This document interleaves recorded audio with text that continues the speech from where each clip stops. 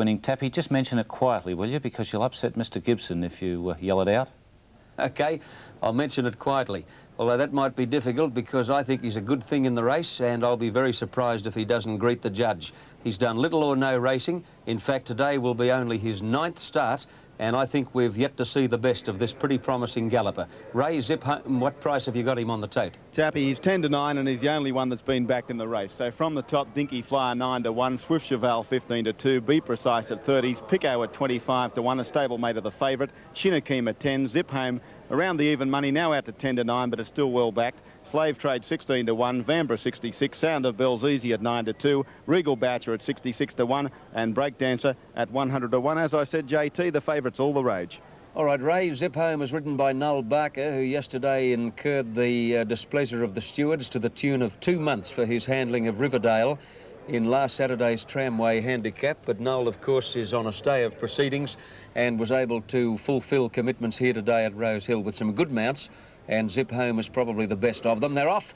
Oh, what a start. What a magnificent start. They came out almost as one, and Zip Home actually broke that line of horses in front, but going quickly on the outside to head him off in the early part, Shinakima, and Slave Trade and Pico are showing good early pace, and so too is Vanbrugh. Barker's able to ease Zip Home back on the fence in about 5th spot when they settle down, where Slave Trade on the outside had to work pretty hard to get to the lead over Pico and Shinakima. Vanbrugh 4th, and then Breakdancer, Zip Home and Be Precise, followed by Sound of Bells, Regal Boucher, and well back at the tail of the field, Dinky Flyer, as they come onto the course proper now with 700 metres left to run. Slave Trade is in front on the outside, working hard though, about a half length in front of Pico. Running third, Shinakima, followed by Breakdancer as they near the turn. On the outside of those as they swing around the bend is Vanbrugh. Zip Home is cluttered up near the fence at the moment. Be Precise carted deep on the turn. The others are headed by Regal Boucher, and Swift Cheval is well back as they straighten, where Pico is just the leader over Slave Trade and Breakdancer. Now it took him a while to get Zip Home into the clear, but now he sees daylight and he's coming after them. Be Precise going with him, and further out Regal Boucher.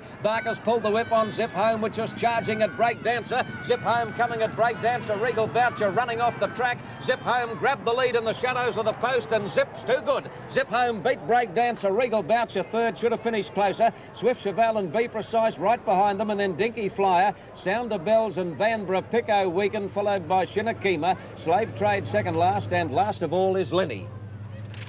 Stand by for a winner's number on the Park Royal. Theo Marks quality. Zip Home, ridden by Noel Barker. Didn't win by any fancy margin, but he strikes me now as though he's looking for a little bit further, Zip Home. And on the line, he was doing his best work right at the death. Oh, geez, a nice type of horse, isn't he? He's by Zephyr Zip out of Homely Girl, and is raced jointly by Ernie Smith, Lionel Abrams, Percy Sykes, Jay Austin, J.C. Bayliss and R.M. Woods. And that's only his 9th race start today, so we're going to see the best of him in the future. Ken Callender, my boy, most of us think Drought can win the Gloaming Stakes. What do you think? You'd think with Kerry Packer buying a half share in Drought during the week that I'd be nearly duty-bound to tip him today. But I've never been a crawler, and I don't particularly like Drought. I'm going to take him on today. From number 9, Alley in the small field, I just don't know where he's going to get in the run. I think John Marshall's got no option but to drop him straight out. He'll be giving Bold C a start, and I don't think he can beat him. Last start here at Rosehill, Drought had a perfect run, and he only beat Hader Prince in a photo finish.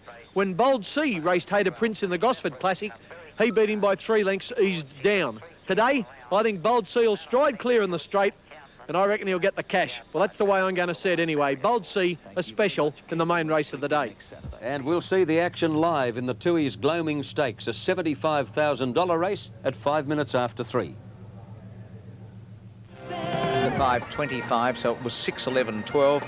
Quinella 10.40. Trifecta 4.70.75. Extra double in Sydney today paid $5 even.